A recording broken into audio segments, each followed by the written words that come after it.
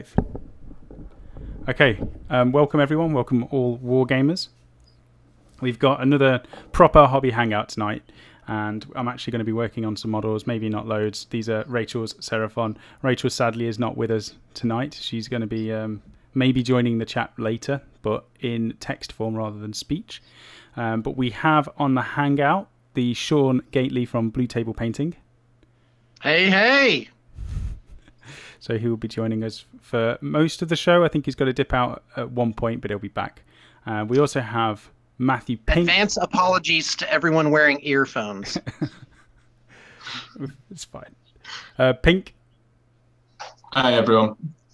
And we also have Mike. Hello.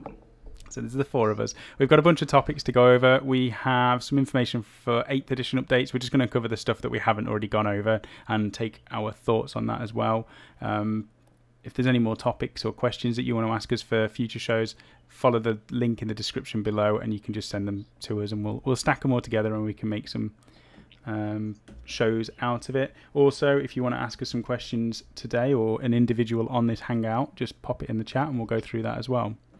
So we'll quickly see who is in today. We've got 30 odd people already waiting. We got Henry, Stephen Leggett. That's another live show. You managed to get another live show, Stephen. Well done. He was saying he was upset because he keeps missing us live. John Sonator, Shawn Dewitt, who was talking about the blast wave of awesomeness from Shawn, and he got one psychically. What else? We got Frost and Fists. This title is clickbait for me. What did we even do? Oh, will shooting dominate 8th edition? That was one of the things I took from the Q&A from Games Workshop, so we're definitely going over that. That was my main thing from that. We have Jim Wilson. We have Auric Loveguard. We have Wargamer Viking. Hey, Spud. John, there's loads of people. You know what? They're all popping through that chat, so we'll get through. We'll see what questions we've got. I have not long found these wonderful people, but I'm thinking Sam gets picked on in as he's too pretty to be a gaming geek guy. Ain't we mostly trolls or warrior gods with big beards? That's nice. I wouldn't say that I'm pretty, but thank you. And no, I just get bullied. Sam. It's beautiful.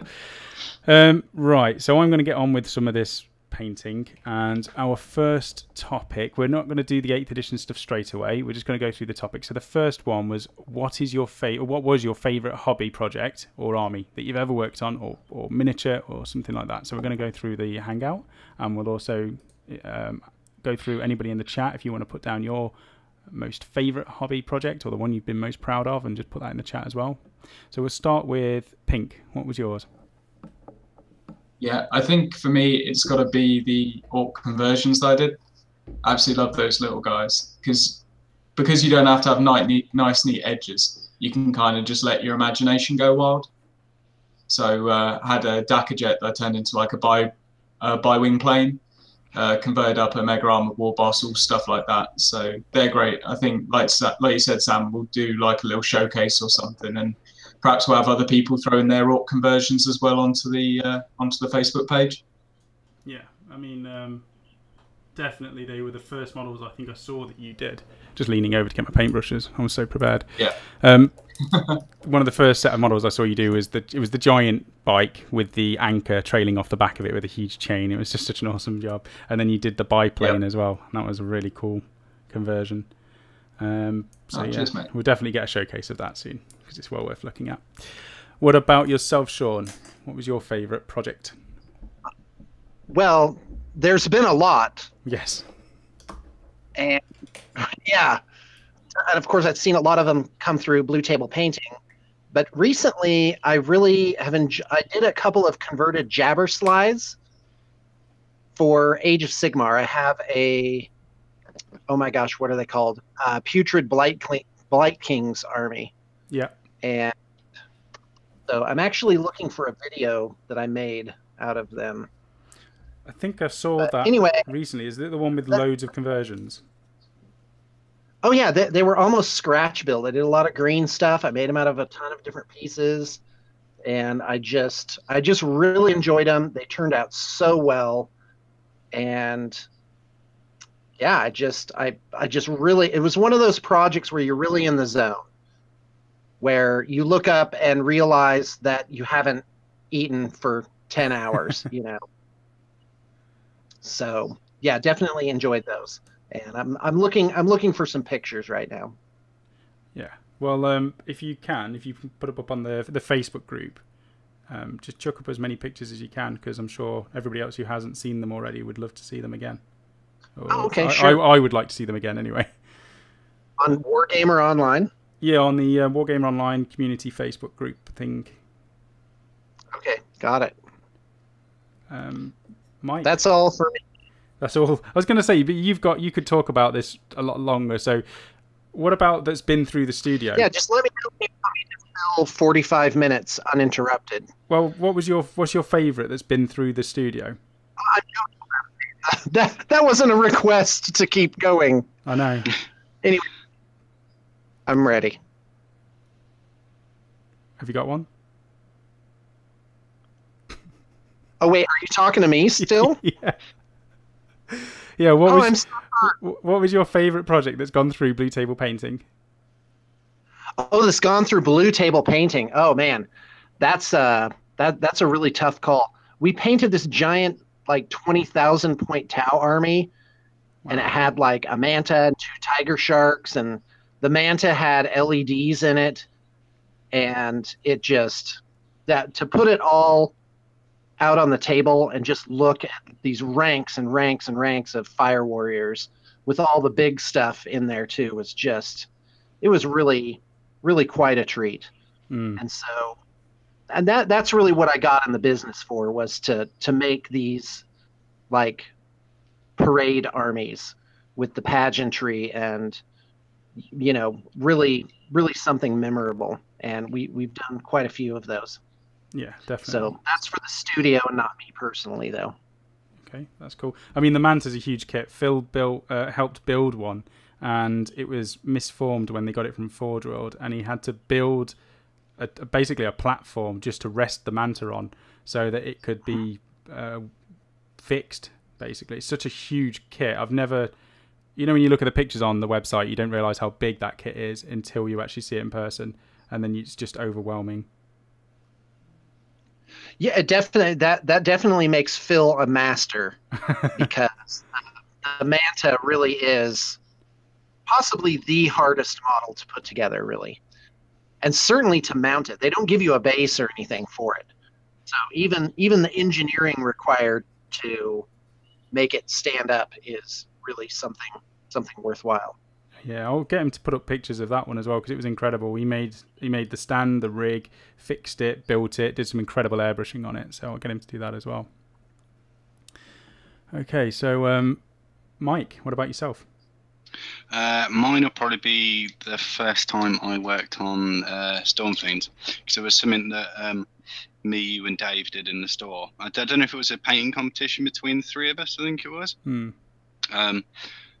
So I hadn't really painted many larger models than the standard inventory. So I thought, well, there being a competition, I wanted to push myself a bit more with techniques that I was doing on it. So I'd be trying to do, I did a heavy load of blending on it to the best I could, as well as I tried starting to do shading stuff without using washes. So it just became leaving the darker colours in there and then just brightening it up from there. Then obviously now I've moved on to doing the Skaven as well, so just building off that to do an entire army to that sort of standard is, I'd say, it's probably my favourite. As much as I love my older, I'd probably say the Skaven. You are working extra hard on them, and the blending on the skin is incredible, so that's cool. Yeah, it's definitely going to take some time. I think mine, very briefly, is just going to be the Iron Jaws, just because I did them in, I think, a month. Painted in a month while trying to edit videos, so it was really quite ambitious of me to get them done quickly. So the colour scheme looks quite nice, even though it's very basic, and on the tabletop they look extremely impressive. So I was chuffed with how quickly I managed to batch them out and how nice they look now. I think it's partly because the Auric Iron Jaw models are so awesome from Games Workshop. You could spray paint them and put a wash on them and they're still going to look awesome, so that helped. Hey, if I could just do a parenthetical here, I'm just now uploading the Jabber slides, and somebody had a question for me, Ashley Perkins. Yep. Would it be okay if I address that really quick? Yep, go for it. It says, Shawn, ever had a request for an entire Space Marine company, including vehicles? And of course, a company is 100. A chapter is the 1,000 guys. And the answer is yes. When I first started soloing in California in 2004, one of my first projects was a Dark Angels company. Excuse me, a chapter. Wow. So a guy actually did the 100 things and all the vehicles to it. It was really crazy. But to be fair, I only did like 600 or 700 of those. He already had some finished. So anyway, No. please. That's I mean, I've never even done a company's worth for an army. So a company for me is huge. A chapter is an incredible. I think it's one of the, when you see the Games Workshop White Dwarf army spreads where they show you an entire equivalent chapter for showcases. They're the ones that I think, one day maybe, and then I just realise I'm never actually going to stick with an army for long enough to do that sort of thing. But it's always the greatest part of White Dwarf magazines is looking at somebody's achievement like doing that. Shawn, how long did that take? And that's a lot of models. Most painters out in, painter land are boutique painters and do like small run to a high quality. And I kind of have always been the opposite of that. So it only took me like, I think 2 or 3 months and then with my other stuff in there too. So I've always had a penchant for painting a lot very efficiently. Yeah. You really like that as well, don't you, Sam? Yeah, I mean, I prefer to do... I spend more time working out how I'm going to get a fast colour scheme than actually doing it. I think I actually spend more time in the planning stage and testing models, and then I just go through and paint the models in a day. So I wish I could do that. Yeah. Right, let's go through some of the... Go on. Oh, I'd much like if you said, "Hey, Shawn, you can paint these 100 Ormagants, or you can paint these 10 role-playing game heroes," then I'd take the Ormagants any day. I'm the opposite, complete opposite.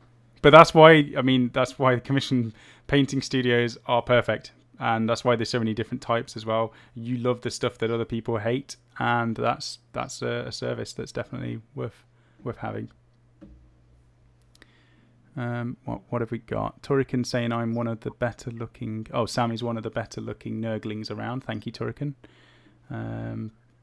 Harry Painter says, for me, so his most favourite project was his Russ getting it on the Forge World Facebook page and soon to be shown in White Dwarf. That is awesome. It's very nice getting stuff in White Dwarf. Impressive. Yeah. He paints really well. Harry Painter models are brilliant as it is, so you can see why it's on the White Dwarf. I sent in to... What did I send? When I worked at Games Workshop, there was somebody who worked at head office who lived locally, and he just took a unit of my models in, and they got put in the Visions, the bigger book, 1 year. I think it was last year or maybe the year before. But you did your Scions, didn't you? And then you did them up like a kill team, wasn't it? Yeah, I based them on the Gaunt Ghost, Tanith Ghost models. So they were converted from High Elf Shadow Warriors. They had, no, not Shadow Warriors, the Eternal, the Rangers, Wildwood Rangers, the ones that have got the hoods. So they had those hoods and some cloaks from Shadow Warriors put onto the Scion models. So they just look like Tanith Ghosts. I was quite proud of that. They look beautiful, to be fair. And then you did those nice flame effects and stuff like that for the flamethrower. Yeah, that was fun. That was interesting, trying to learn how to do that. Or just figure it out. Yeah. Yeah, well, actually, I'm not going to go into detail on that. I think I almost set things on fire. Don't explain. Yeah. Actual fire Perhaps to create model fire. Put the pictures up on the Facebook page if you can find them. Yes, most definitely. What else have we got? So they're talking about 8th edition when it's going to be announced. So announced tomorrow, released June 3rd. That's the other rumour I've heard, and I really don't want it to be pre-order tomorrow because it means I'm on holiday when it's released. And No, but Sam, this could be perfect though, because if it got like announced tomorrow, it probably means 2 weeks. Sorry, 2 weeks pre-order. But I bet you they'd actually have it live at Warhammer Fest, so you could actually pick up a copy and take it on holiday with you and read it while you're out there. I don't think there's going to be that much to read, and I just need to get the army built. I need Primaris Marines. I'm doing a company of Primaris for starters, so I need to get that as soon as possible. Stephen Leggett saying I thought it was the 16th. Yeah, I mean, we'll see what happens tomorrow. You know, maybe it will be announced, maybe it won't. Frost and Fist, my favourite was a little diorama of a Raptor Cavalry Rough Riders. I think I've seen that. If that's on your channel, Mythos, I've seen it, and it was really nice. There was a cultist with a rifle hiding behind some bushes. A third Raptor came from the side. A tree stump had a speaker that says "Clever girl." That's brilliant. Clever girl. Good old Jurassic Park. Ryan Benfield, I'm a bit confused. Is skirmish like Armageddon? I think we'll talk about that in a moment. We've only briefly looked at it, but from everything we've seen, it is pretty much. I think Armageddon Shadow War was a really smart move from Games Workshop. Like when they did Age of Sigmar, you had people go and they sort of create fan-based things like Ninth Age. Yeah. And so I think I view it as Games Workshop preempting that by making, keeping the old rules and creating a format for it ahead of time. Yeah. It's that whole community engagement again now. They've looked at what the community has done, adapted it to work, and they've released a new format that people can use. And everyone loves Necromunda and Mordheim, so having a newer version of that to play is definitely a bonus. I don't know if it was on purpose, but I'd guess that it was. And it really is brilliant. And I think the biggest bungle of that type was Wizards of the Coast with Pathfinder, with D&D versus Pathfinder. They made an addition, they made a drastic change, and they basically lost the Dungeons and Dragons franchise. Yeah. Like Pathfinder, not to make this into a different topic, but Pathfinder really is the new Dungeons and Dragons. Yeah. So, anyway, yeah. So I think Shadow War is going to be a great game just by itself. We haven't played it. We've got Phil, the studio. So the studio update, if anybody's interested on that, we've painted all of the primer on the walls. We've got one wall to paint green, and maybe we're going to paint 3 of them grey. We haven't decided yet, but the table has been moved to the studio.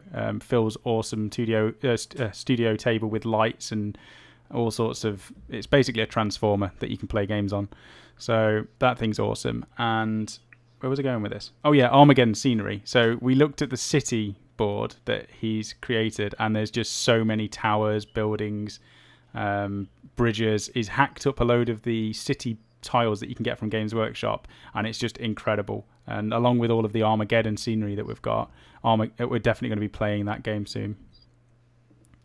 Right, what else do we have? Turrican, if it's a pre-order tomorrow, then my mum will be getting a 40k starter box for her birthday on the 4th of June.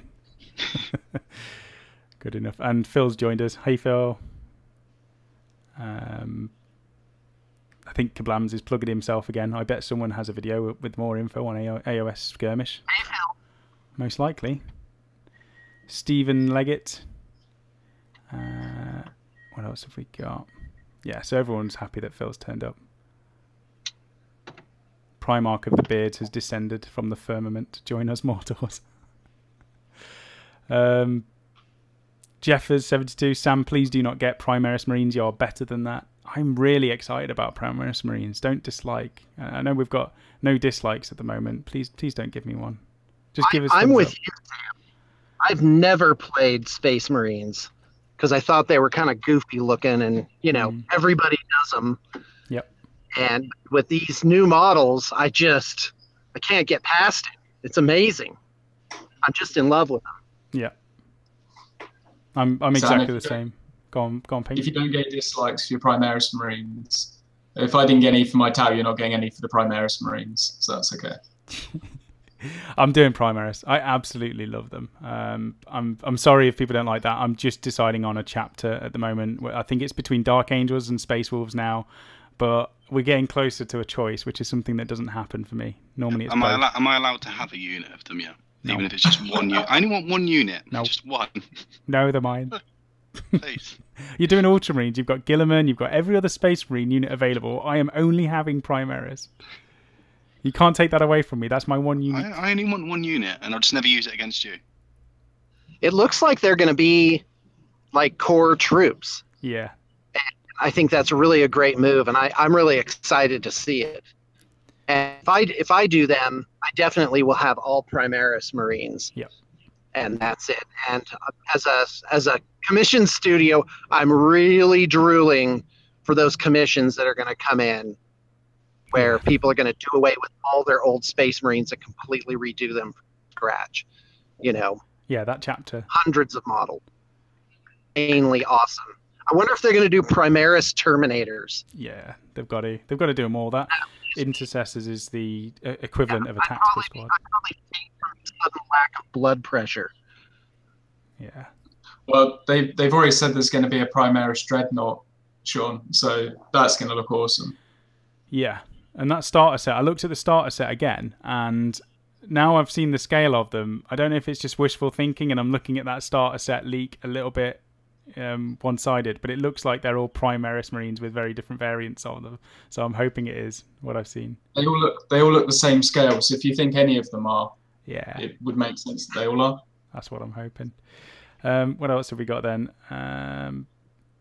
Phil's working on a battle report. So the battle report that Phil's doing is the one between you and you, Pink, isn't it? Your Khorne against Phil's. Did you play as Sylvaneth? Yeah, he played as Sylvaneth. Yeah, so no spoilers on that, but it's a pretty awesome game. All I've had for the last week or 2 weeks, because it's been a long time editing because we've been working on the studio and doing other stuff, but all I've heard is this battle report's awesome to edit. So it can only be decent to watch if it's awesome to edit, because editing is not fun at the best of times. So that's on premium. We're hoping, I think that's Sunday. So it should be Sunday that'll go up if anybody is on premium. We got a load of premium membership subscribers last night on the website. So thank you to everyone who's joined on that. So there's a battle report straight away for you all to have a look at. Rachel will probably be the next. Actually, no, I think this weekend we're going to try and film in the studio as well. And Dave's bringing his ogres down, and we're going to have a game with them hopefully. And you as well, Pink. We'll probably have a fight again. Maybe. We'll see. Yeah, no, sounds good. Okay, let's go on to... Let's dip into 8th edition a little bit, and then we'll go back to some of the topics. I've not done much painting, so I apologise. This is what happens when I come online. This is procrastination at its best. I'm like saying I'm going to paint, and I'm actually just talking and reading people's comments out, but that's fine. So one thing I saw in the FAQ, which I want to go over, we'll go over the FAQ first, is... So the Indomitus Crusade, we've already been over that, but the stuff I took from it that we haven't already talked about is they are going to be bringing out the brand new founding of new Space Marine chapters, which are made up entirely of Primaris Marines, because they said there was going to be new chapters, but now they've said, yeah, there's going to be Primaris chapters. So that's going to be awesome. I might have to pick between one of them. The other one was that the entire mission of the Indomitus Crusade, rather than just fighting everything in the galaxy and destroying stuff, is they're trying to gift chapters with the ability to turn Marines into Primaris as well. And both of us at the same time, when we heard that, Pink, we were like, so that means characters. How many characters are we going to see now being made into Primaris Marines? So I think like Mephiston and we're just naming all the characters. I think every single person who enjoys one of the Space Marine characters wants it to become a big Primaris version of itself. Well, otherwise, the second that one of your chapter gets one Primaris character, if they're way better than, say, like your chapter master, you're going, it's maybe a little bit weird. So I'd love to see like a Primaris Dante or something like that. I don't know if that's a bit of a fluff abomination. What do people think in the chat? Would you like to see your characters turned into a Primaris version, or is that like losing them as well? But enhancing. I think there's definitely opportunity to convert obviously, if you don't get your Primaris character, you could just convert one, and the story is there. No one can say, "Oh, that wouldn't happen." They've blatantly said, "Yeah, it can happen. Anybody can be made into a Primaris Marine now." So I think I'm going to be looking at kit bashing some characters for sure. Well, brilliant move that this is. Supposedly, like, what percentage of sales are Space Marines? Based on what I know and I have coming through, it's about 40 or 50%. So to go back and say, hey, 40 or 50% of everything we've sold of this part of our line upgrade to this new thing, I mean, that's just, the implications are absolutely huge in terms of like sales and the practical aspect of it. And not only that, but also hobby. You know, like Warhammer Fantasy was getting choked. Yeah. All these people that had collected Warhammer Fantasy armies for 20 years, they already had shelves full of this stuff. And, you know, so when they came out with new releases, it was really hard to sell them. It was like, well, why would I add this to my army? Yeah. So periodically, you got to refresh the line somehow. And I think this is really a brilliant way of doing it. There's so many options. That's the other thing I took from that FAQ is that if you don't want to include loads of them, you can include a unit in your army that you've already got. So people who don't want to upgrade and replace everything can do that. If you want to start a brand new army made out of just these new fancy models, you can do that as well. And obviously you don't have to buy any of them, but the choice is there. It's brilliant. Who's saying Turrican saying Dante, Belial, Logan and Phil. So yeah, they're all the characters that can be made into Primaris Marines. Primaris Phil, that'd be amazing. You gotta convert that. If that would be great for your chapter, Sam. Yes, yeah, definitely. He's going to be in the chapter. Whichever chapter I do, Phil, all of us will be part of that chapter. There'll be a Pink, there'll be a Mike, there'll even be a Shawn Gately version in this army that we're going to be, or I'm going to be creating in the Primaris Marines. He'll be out the back. You'll be on a chair just painting an army in the background. Great. Right, what else did we get from that FAQ? So we'll do, is shooting going to beat combat armies? We'll talk about that after these next little bits. Phil puts Sam back in his bubble. Oh, Surreal really doesn't like this new layout. He doesn't like the fact that I'm not in the top right-hand corner of the layout. I'm sorry. There's been an overwhelming switch towards this new layout because they prefer the chat on there. So we'll see what we can do. We might be able to put my head somewhere in a tiny little part of the screen, maybe, just for you, Surreal. Right, the next bit was, how will psychic powers be selected? And oh no, we've already done that. We've already know that they can be selected, so forget that bit. Battle-forged army selection. So that's how you pick your army. You're not going to have faction-specific battle-forged force organization charts, is what they've said, because there's enough choices that anybody can form an army out of the ones that are available to everybody, basically. But the one thing that they are doing is there's going to be more stratagems available. So if you the way you have to do it is, when you pick a detachment, everything in that detachment has to share one keyword. So it could be that they share the keyword of Imperium, which is quite loose, so you can have Ashta Militarum and Space Marines together. Or it could be quite small. I don't know if this is going to be one, but I thought maybe Kroot. So if you have the keyword of Kroot and everything in your army has that keyword, then you will get access to stratagems which are going to be a hell of a lot more specific and do things which are going to be more thematic and probably more powerful, because you've been rewarded for taking a more specific army choice. So that's the thing that they've said in there. I really love that because it replaces the old codexes. Many of you may remember, like in White Dwarf, they came out with the Kroot army book. And now it would be so easy to just do all of that through keywords. So you can make a release and it can be picked up by lots of different factions. Yeah, it's incredible. I think that's the way things are going to go. I prefer, as much as I like seeing allies, I think in the past what you saw was people just picking the best and chucking it all into an army and coming up with saying it's an imperial army.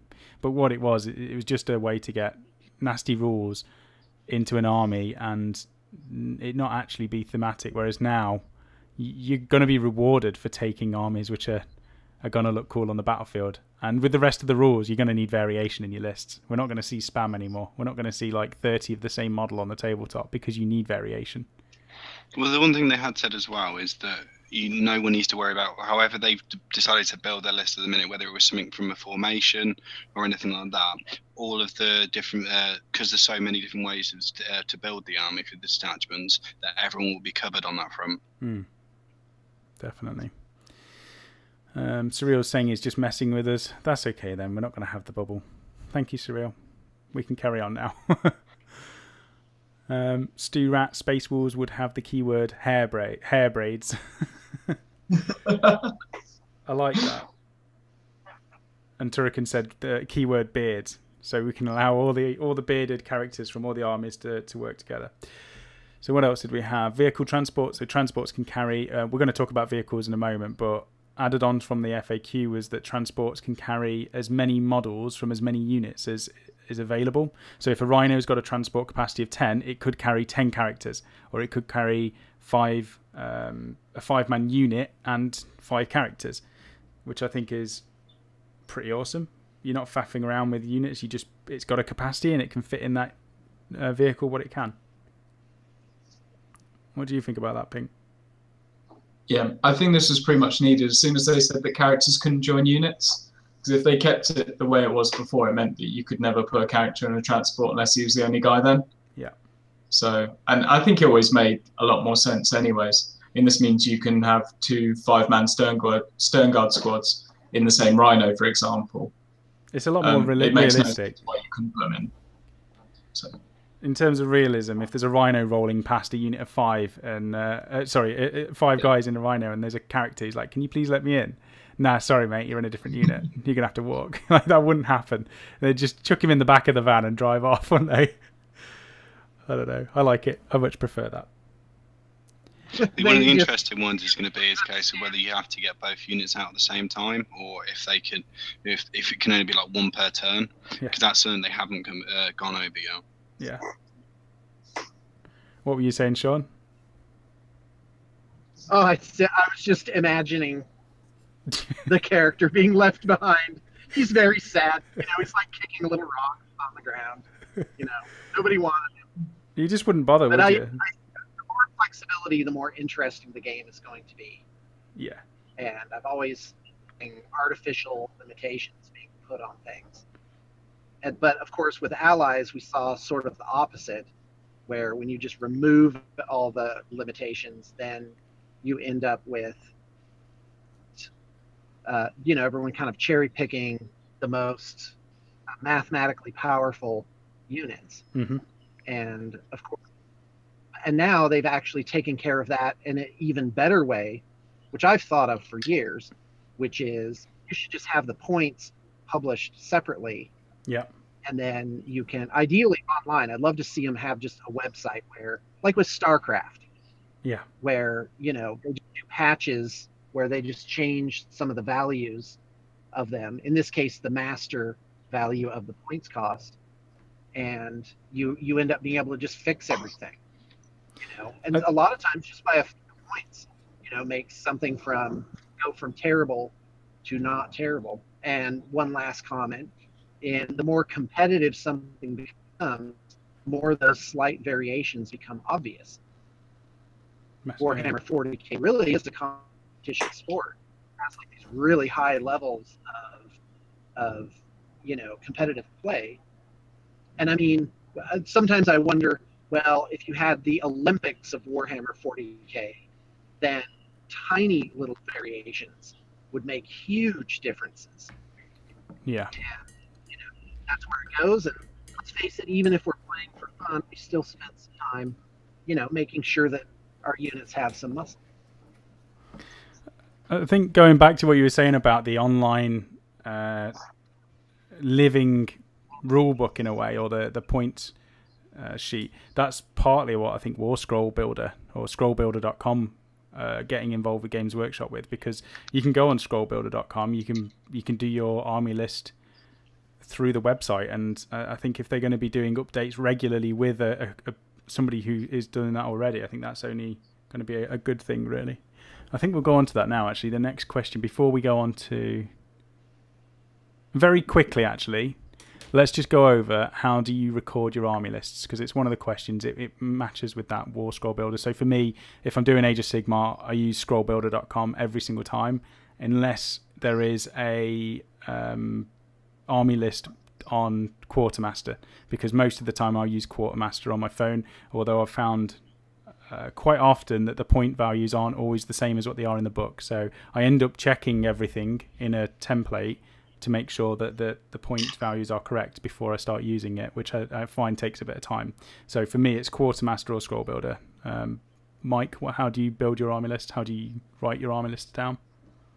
So normally I just play through the decks and pen and paper, but then for Sigmar, I think it was you that put me on Scroll Builder, just because it's just clicking buttons, so it makes it a lot quicker and easier to do. So yeah, just quite simple. Yeah. Pink? Yeah, well, sort of similarly for 40k, I use Quartermaster. Like you said, once you've got on your phone as well, it's also something you can kind of do when you're out. You just got a little bit of free time as well. But like I said, it's not always up to date. But if you do notice it, by the way, email them. Like I noticed the Imperial Armor 2 wasn't right, and I think a week later or not, he just dropped me an email and told me he'd updated it. Oh yeah, they're really good at updating things. I had an issue with the Quartermaster app, and I emailed him, and within the same day he'd messaged me. We'd sorted out some of the problems or whatever it was that was doing it. It was a very weird issue, but he'd sorted it and sent me a beta or something for the new version of Quartermaster just to test that as well. So they definitely actively test it all. I know you look at the Age of Sigmar app as well, though, don't you, for your army building on that? Yeah, because once there's an official app, I think something like Quartermaster becomes a little bit obsolete, because that whole sort of wondering whether or not it's completely accurate, that just goes out the window because you're using the official thing. Yeah, that's true. And I think that's probably the best way of doing it, sort of thing. And also, if you're using that app, it's quite easy for me then just to flick between the rules and the actual army builder itself, which I like. Yeah. But so I'm really hoping that I think they've announced that they are looking at doing something like that for 40k. That would be an absolutely great little steal. Yeah. And I know there is a subscription for the Age of Sigmar app, but it's like £1 a month. And when you consider how expensive the rest of the hobby is, like that doesn't end up being an awful lot, to be honest. Nah, £12 a year for a living points. Yeah, it's fairly good. Shawn, what about yourself? Oh, this might be where he's popped out, actually. Because I'm looking at the Hangout and he has disappeared. So Shawn has left us for the moment, at least. Right, let's get back onto the FAQ. Oh no, let's do the chat. We've got some more chat. What have we got? Oh, there's quite a lot of chat. This is what happens when I'm trying to keep things on topic, paint at the same time, and read chat. It's difficult. Maybe we'll just do another chat rather than a hobby hangout, and I'll just pretend I'm doing hobby. I think combat, this is from Gary Waddingham, I think combat will be stronger due to being able to charge with vehicles. You can use that. You can use those to charge first, soak up the small arms fire, then charge with a strong close combat unit. I didn't think about that. We'll go on to vehicles in a moment, but that is definitely something you can do. Frost and Fist, they hinted last year that one Primarch would go to Chaos and one would turn loyal. I've always loved the idea that he comes back from the dead, but death had changed him. So I imagine that's Sanguinius. That would be awesome. That would be cool. Might be a different... Yeah, it is Sanguinius. That would be cool. I'd be behind that. Oracle of God. If the rules are like AOS, do those dire Avengers come with their own chalk outline? Or does a Guardian follow behind them with a big piece of chalk? I love it. That's amazing. I love it. That's brilliant. Paul Maley, everyone says the Lion, but many players don't like the Dark Angel. Sanguinius needs to come back from the dead. I think the Lion is 100% coming back. Maybe he's the one who turns to Chaos. Potentially, yeah. The Hairy Painter is saying pen and paper, so that's for army list building. John does Battle Scribe. Kiblams uses Battle Scribe or the official AOS app. Jim Wilson uses Battle Scribe. And Turrican says, why don't you use the AOS app? The reason I don't use apps very much is because my phone is extremely slow. So it's an old iPhone, and it doesn't do things very quickly, and I found that it takes ages as soon as I download the app and get all of the lists and the pictures and all that sort of stuff installed on it. It just slowed it down loads. What else have we got? Excessive magnetization. Build my armies with pen and paper. But there's nothing wrong with pen and paper. I just change my mind too often, so I'm scribbling everything out all the time. Yes, it's definitely quicker to use the app and the website like Scroll Builder, but there's nothing wrong with writing out. Once it's fully done, I'd much prefer to have either a printed army list and put it in the case, or write it out with pen and paper. I definitely would prefer it on pen and paper afterwards. Yeah, Sean's just messaged me. He's gone to do what he needed to do. Auric Lovegood, Sam, your lizard is naked and green and spotted. Please, for heaven's sake, see the doctor at the very least. Your local chemist. Yeah, they're all a bit weird. These have all had base coats and a wash on them, and they're looking pretty decent for the tabletop. There's no highlighting on them yet. I was just started to do some painting on their nails, but I don't think I can. I've got loads to paint, and this is for Rachel's army, not mine. One thing I did use is this grass. I'm going to zoom in actually, because I've drilled some holes into the model, so I needed to fill the gaps. But there's this dried grass from Vallejo that they sent us. We've got loads of products to look at, and this was one of them. And I don't think it's showing up too well, but it definitely, when I put it onto the model, I was like, this doesn't look great at all. But as soon as the nasty greyness disappeared from it, it looks like dry grass. It's absolutely, not dry grass, wet grass. So I've put some in his mouth as well, because these are obviously herbivores. So there's a little bit around his mouth, like he's been chomping on some grass while he's been eating things. I just realised he needs some glowy eyes. Okay. Let's keep going down this chat, because there's loads.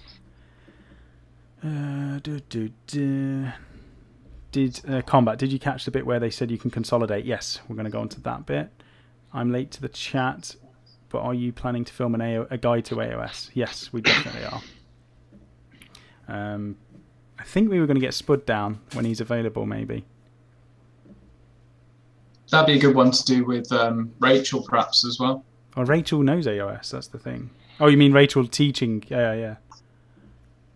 We're doing a series it's not with magic. No, Don't do magic. No, we're not doing the magic phase. We're going to go through painting with Rachel for definite. We're just waiting for the studio to be done, and we're going to film that there. So Rachel's going to learn to paint from the studio, and we're going to do that from start to finish. She's never painted before, and we're going to start her from the beginning. Okay, so what were we doing? Let's go back to the FAQ.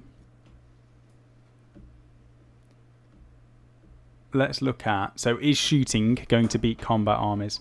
This is quite a big one that a lot of people are up in the air about. Some people, I know Mythos is definitely thinking that the shooting armies are going to still be the most dominant in 8th edition, but I'm very positive that, I'm just going to stick him on there actually. Very positive that they've going to balance everything up a little bit. Ryan Benfield, how big is your table at the studio? It's an 8x4, but it can go down to a 6x4 or a 4x4. And we've got room around the table to fit people. We've got room for the unboxing table. And it's a nice layout and a nice room. So we're really excited to start filming there. What was I talking about, Pink? You're talking about close combat and whether or not you thought it'd be better than shooting. Right, so what somebody was saying is our combat arm is going to get absolutely destroyed in 8th edition, and their answer is no. So it's going to be different for each faction. Every faction is going to have ways to deal with shooting armies. One of the main things that they've said is everything's got faster. So, or at least the units that are going to be aiming to get into combat, they're faster. So you're not going to be spending as long walking across the field, and the shooting armies are not going to have the time to pop you off before you get there. So that's definitely something that's going to help get into combat in the first place. One of the other things was the rules for things like the currently deep strike, so Terminators or drop pods or Tervigons coming up from the ground. The fact that they can charge on the turn that they appear means they don't even have to walk across the table. You can you can come up from the ground, or you can land, and if you pick a very specific army, you're going to have extra command points available, which you can use for things like rerolls. So you can charge, and if you fail the charge, you re-roll it. So you can almost put the odds in your favor to get certain key units into combat. And that goes on in a moment. We're going to talk about the consolidation. So once you've killed a unit, you can move on to the next one. So that's going to be incredible as well. Well, I'll tell you what will help deep striking armies as well is the fact that now templates are gone. Yeah. I know that some things do multiple hits, but the problem you always had was that you plonk down your Terminators literally base to base, and then someone would fire a Riptide or something at them and just hit all 5 of them. Yeah. And you might be left with like 2 guys out of the squad. So the fact that templates are gone, I think, really helps deep strike a lot, actually. Yeah, definitely. The other thing was, you know how they're saying you can leave combat. That was one of the things that was like, oh, combat armies are going to get beat because even if you charge a unit, they can just leave combat, can't they? At the moment. Yeah, it's a fall back, isn't it? You can fall back from combat. You can't charge and you can't shoot or something if you do that, but units like Tau, battlesuits, they can just use their fly ability to jump out of combat and shoot still. So one thing was like, you know, how are you going to get around that? And they said that you can pile around units. So you actually charge and you pile around stuff, and if you've surrounded a unit, they can't fall back. That you need to be physically available. You have to be able to fall back. So if you surround units, that stops them from even leaving. Did they say anything about units having an ability that would stop anyone from falling back as well? Yeah, the Drakari, Dark Eldar, the Witchers, they have their. I think it's like they had nets in the past, but you do a roll off now. So I think it's you have to beat the roll of the Dark Eldar player to get to leave combat. So you have to roll higher than them in order to leave. And that's just one unit. So multiple combat-based armies may have may have abilities that lock them in. Okay. So that's cool as well. Consolidation. So you can jump between the units after wiping them out. And they've said how brutal combat is now. We've looked at some of the weapons, the close combat weapons, and had a bit of a chat about that earlier. But combat is going to be pretty devastating. The weapons, the AP that you've got on your melee weapons, and the damage that you can pump out in combat, you're going to see units crumble very quickly. And I think probably they said it wasn't going to take very long at all for like combat units that could design for combat to go through other units was not going to take long at all. Mm-hmm. And you can see stuff where you'll have a unit charge, wipe out them straight away in combat, and then move on and consolidate into the next unit, which stops them being able to be shot at. Yeah. So I think that's one of the key things we're going to see in 8th edition is tactically moving your stuff in a way where you can surround units, where you can move from a unit to a unit and almost use enemy units as cover so that you don't get shot, and just kind of chain all of your charge in. And it was definitely, I don't know which edition it was, but consolidation with King and combat definitely thrived in that edition because of the fact that you could jump in and out. So that was the combat. In terms of weapons, we may as well go on to that now, actually, and then we'll go through the chat again. Close combat weapons have been revealed, their stats. So we've got a few here. The Power Axe, the Power Maul, the Power Sword, the Force Weapons, Power Fists, and the Reaper Chainsword. So all of those have had their weapon profiles, apart from the Reaper Chainsword, shown. So the Power Axe has got +1 strength, -2 AP, and does 1 damage. The Power Maul has +2 strength, -1 AP and 1 damage, and the Power Sword has strength the same as the user, -3 AP and 1 damage, which initially Pink, I think, lost it a little bit, didn't you? You weren't too sure about the -3 AP on the Power Sword compared to the -2 AP on a Power Axe, which was always better at piercing armor. Yeah, I'm a little underwhelmed by these, to be honest. I know that you're really excited for them, Sam, but it's just purely because now with the normal 3-up save, the Marine's actually going to have still a 5-up save against the Power Axe, which just feels really weird to me because you always traditionally brought those to take on even Terminators. So whilst we're saying that close combat's going to be devastating, I think actually what we've seen is that unless you have a lot more attacks on these close combat units, you're actually going to see even less things die to power weapons than you did before, because previously it just ignored the armor completely. Whereas now everyone's pretty much getting a save against everything, which feels maybe a little bit weird to me. But I think part of that is that survival. The main thing that I've got so far for 8th edition is stuff is going to survive. It's not going to get killed in one hit. which is what happens currently. If you charge a Power Axe unit into a Terminator unit, the Terminators are dead. You know what I mean? You can wipe stuff out. Power Fists, at the moment, if you have a Power Fist and you punch a character, generally it's dead. If it doesn't have an invulnerable save, it's gone. Whereas the switches at the moment, the Power Fist has got ×2 strength, it's got -3 AP, so it's still the same as a Power Sword, but it does D3 damage rather than 1 damage like the rest of the power weapons. And the ability on this, I don't think it's an ability, but it has a -1 to hit, because of the fact that it's effectively unwieldy. So it's ×2 strength. It's going to be able to destroy vehicles. It's going to be able to wound pretty much everything on a 2. And it's got the -3 AP. So it's still going to... It's basically a tin opener. It's still going to get through stuff. However, the D3 damage is nowhere near as powerful as ×2 instant death is currently in terms of killing characters. In some ways, I was going to say, in some ways it's better.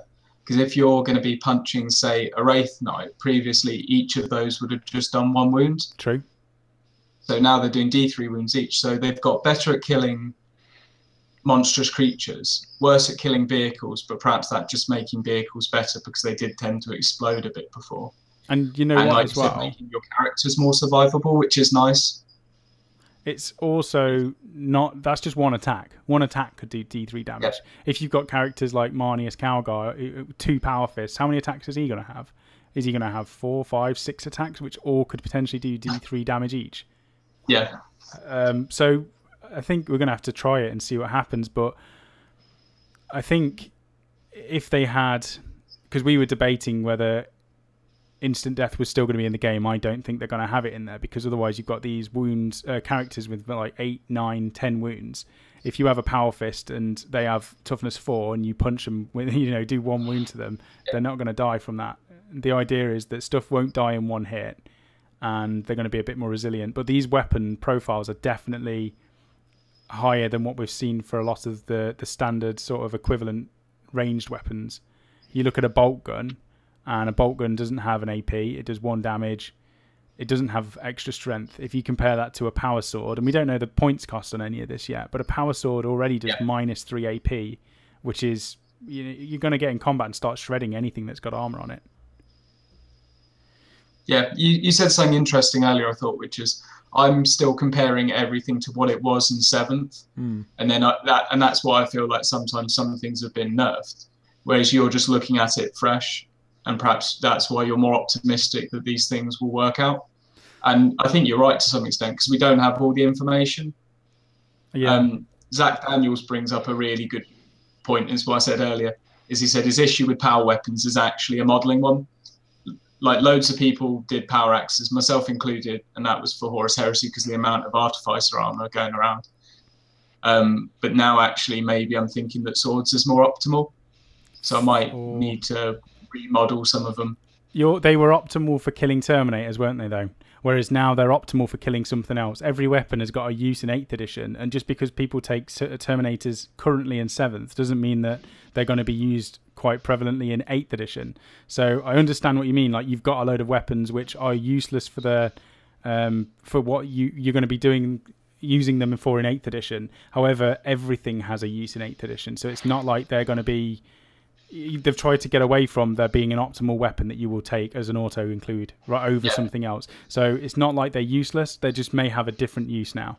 And I think that's the way I'm looking at it. This is the way I'm seeing it, is now that everything it's designed to do something in particular.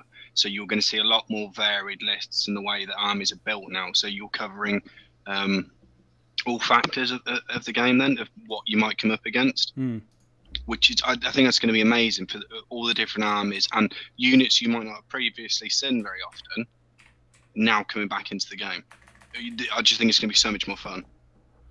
Yeah, just bear with me 1 second. Shawn's back, but he hasn't joined Hangout, so I'm just going to get his email again.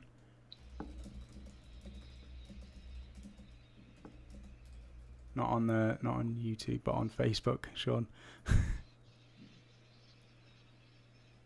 Just having a look at some of the chat, Frost and Fist is saying a pack of cavalry wielding power fist can't run and take down Knight or a Baneblade in 1 turn anymore.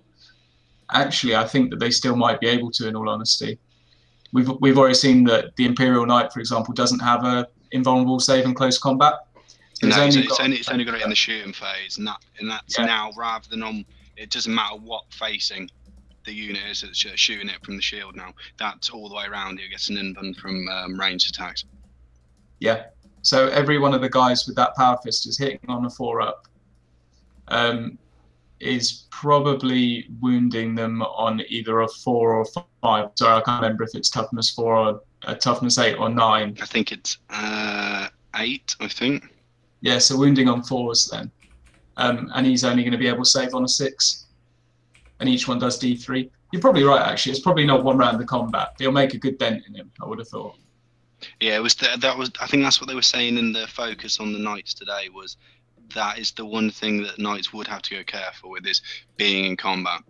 They're more vulnerable in combat. However, the stuff that the stats that it's got for its attacks and stuff, it can definitely dish out the damage itself as well. Mm-hmm. Oh yeah. Frost and Fist Mythos has said, "Why? I don't. Did you just cover this? Why is a power axe worse AP than a sword? Did you just say this, or not? Did you cover that? Oh no. We were just saying, we were talking about that earlier, weren't we? Yeah, I mean, in terms of rules-wise, comparing it to 7th edition, obviously it's a big change. It doesn't make sense at all comparing it to Shawn's. Hey, Shawn. What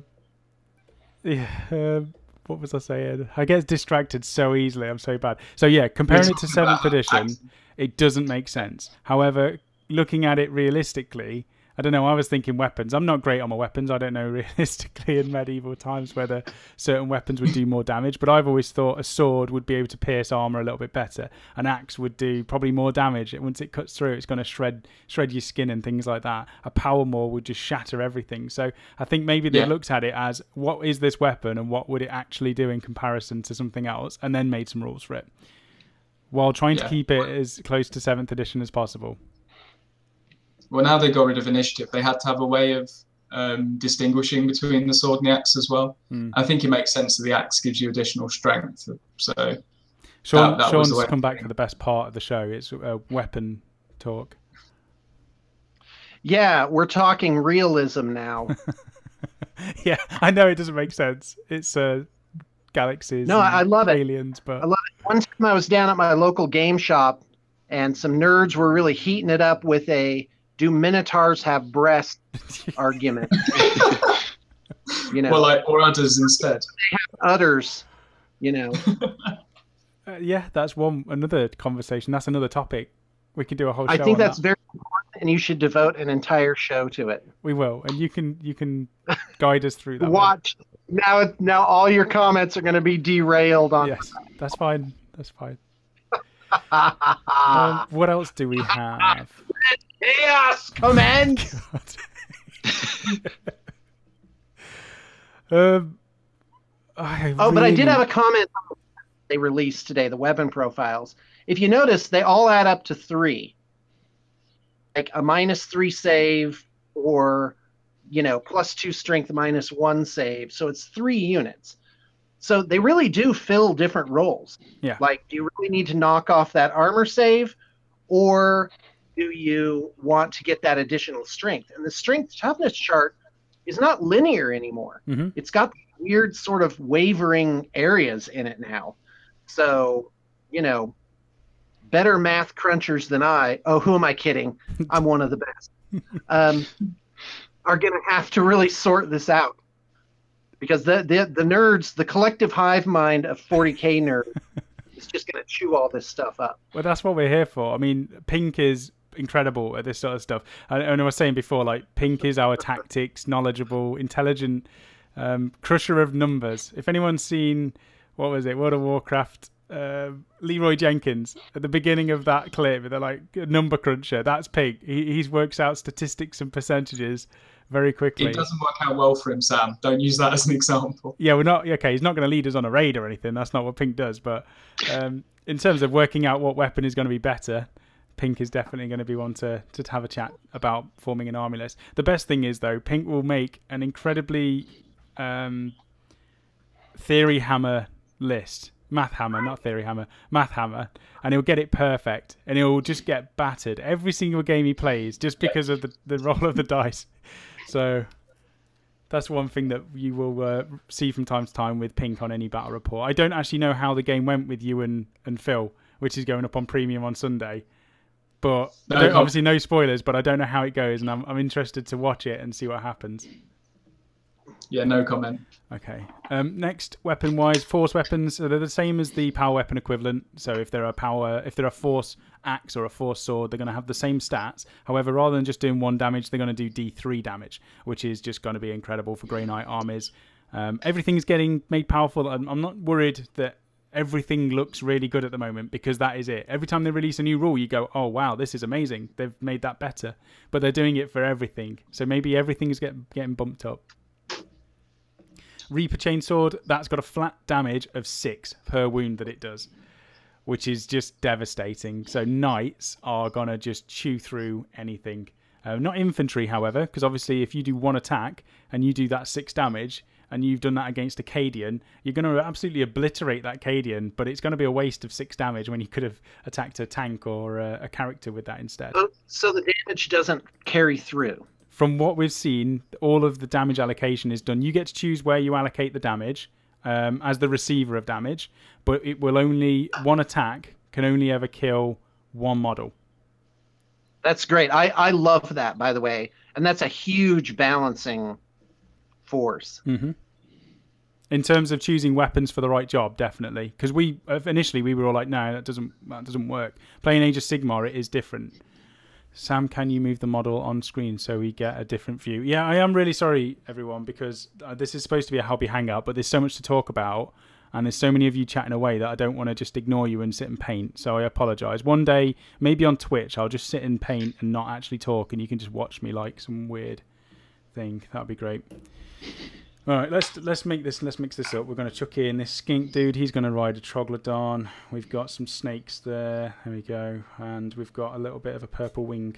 Let's move that in there for you. Is that okay, Phil? Is that making it better? There we go. All right. So that is awesome. That's weapons. Let's go through the chat, and then we're going to go on to the vehicles, and then we're going to go through some topics, and then we're going to call it. So we've got quite a bit. I apologise, it's a long one.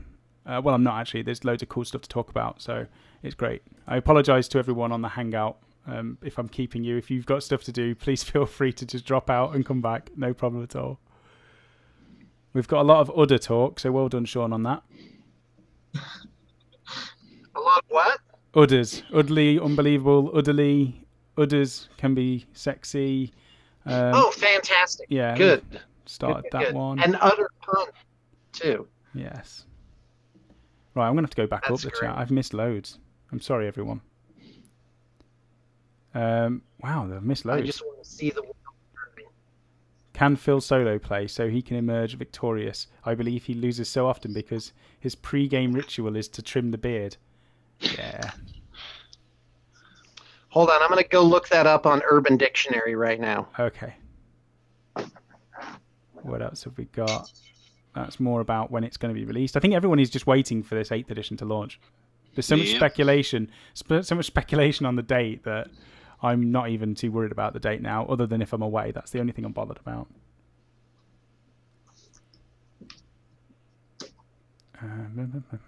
My issue, so this is Zach Daniels. Oh, yeah, you've already done that one. And that one. Were you guys seeing my ear for like the longest time? Yeah, it's fine though. You know, you've got a good-looking ear. What a huge embarrassment! Oh my god! It's not on YouTube though. It's just on the Hangout, so it's okay. Okay, so the public won't see the video. No, then. they'll just see my. This is why Phil's complaining, because you just see my models. I'm not actually painting. I'm just moving them around on a surface. That's what I do. Actually, that's my hobby. So S Fork saying I'm keeping my fingers crossed 8th is balanced. Anything else is a bonus. Yep, I think it will be.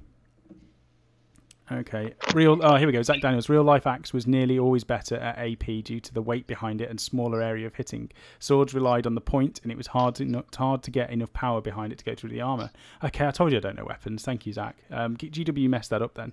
I think everyone should send an email and tell them to switch the profile. They've got time. It's not even released yet. and they just need to Please update. do. I've got way too many power axes on my Marines to go back now. Yeah. So start some sort of barrage of emails to Games Workshop. Blame it on Wargamer Online, and no issue whatsoever. That's fine. Frost and Fists. Leroy Jenkins turns 12 years old this year. That's process that. Yeah, that's. I mean, I played Warcraft since vanilla. It was an incredible game, an incredible time sink. I wouldn't recommend it to anybody apart from all of the friends that you gain along the way. What else have we got?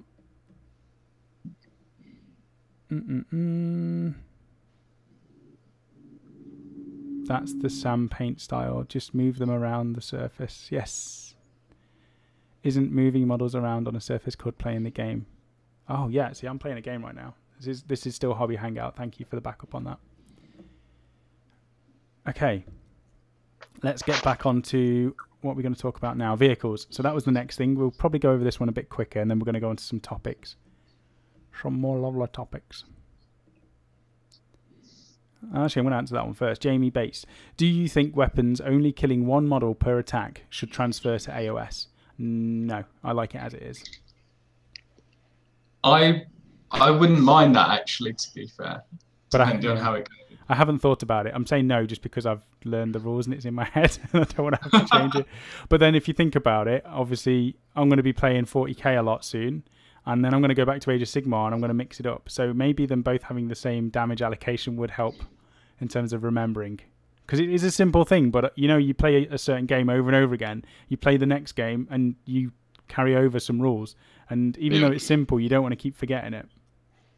The reason why I think it'd be good is again what you said before, where if it doesn't overspill, you need to bring the right weapon for the actual job. Mm-hmm. Whereas at the moment, whether I've got more attacks or I've got a better hit or better to wound, it like nothing matters. All that matters is how many wounds I can get out at the end. Yep. And if I can mathematically do that through having more attacks or having a better AP, really then it's just having different numbers on the page that get me to the same answer. So it doesn't really matter. Yep. Whereas actually with this one, it really does matter because you want to minimize the overkill. I'm worried in a way because the more I'm looking at Age of Sigmar and 8th edition, it looks like they really did just use 8th edition as a test for 40k, and they've kind of done a very, I don't want to say simple because 8th edition is my favourite world, but compared to 8th edition, it does look a lot simpler. And you mean Age of Sigmar? Or? Age of Sigmar looks simpler in comparison to 8th edition, and I love the world of fantasy and Age of Sigmar, but the rules for 8th edition, I'm actually really liking them, and in a way, I'd like them to transfer some of them over to Age of Sigmar for definite. They've taken the best bits from Age of Sigmar and enhanced them for me. Yeah, I'd agree. And you know, I'm hoping the mortal wounds are done a bit sparingly, though. I feel like there's perhaps too much of that in Age of Sigmar. Definitely. You see armies built on that. I think Shawn's talking, but he's muted. Shawn? Are you muted, Shawn? Yeah, I can see it looks like him. If you unmute yourself, Shawn. God. What an embarrassment. There we go. That's fine. All right. Sorry, guys. Okay, so I heard that the 8th edition rulebook was 12 pages long. Yeah, it's short. And that, to me, that sounds about right. Because Age of Sigmar is 4 pages, with 2 of those pages being just how to set up the game. Yeah. And so 12 sounds really good and not overly difficult to learn. You've also got the FAQ. Remember everything. Age of Sigmar has the 4-page rulebook, but then it's got the FAQs, which we always forget about because we just like having the 4-page rulebook around.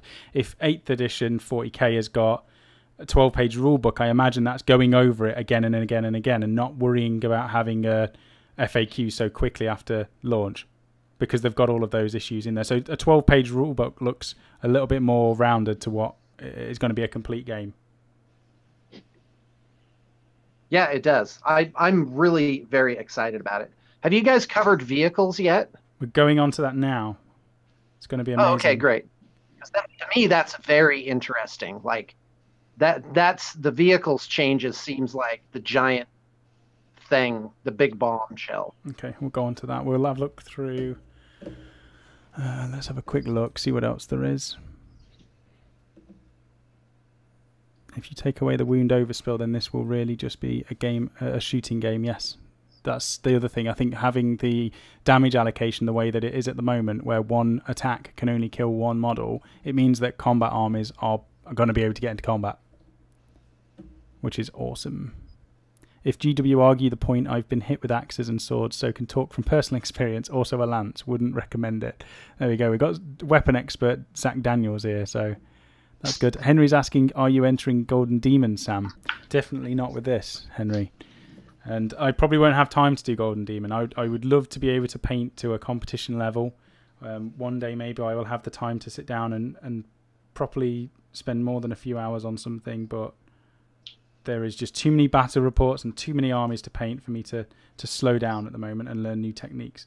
Although we did have, what was his name? James yesterday, James Otero from the Siege Studios, and he was talking about the weekend masterclasses, and I'm definitely going to go on one of those. I've just got to look at the dates and try and find the best one to go on, because he's invited us down for that. So I think me and Phil are going to go, and I'm going to learn some new tricks and techniques from James and the rest of his team. So that's definitely going to be something I want to do, and maybe after that I'll attempt painting a little bit better.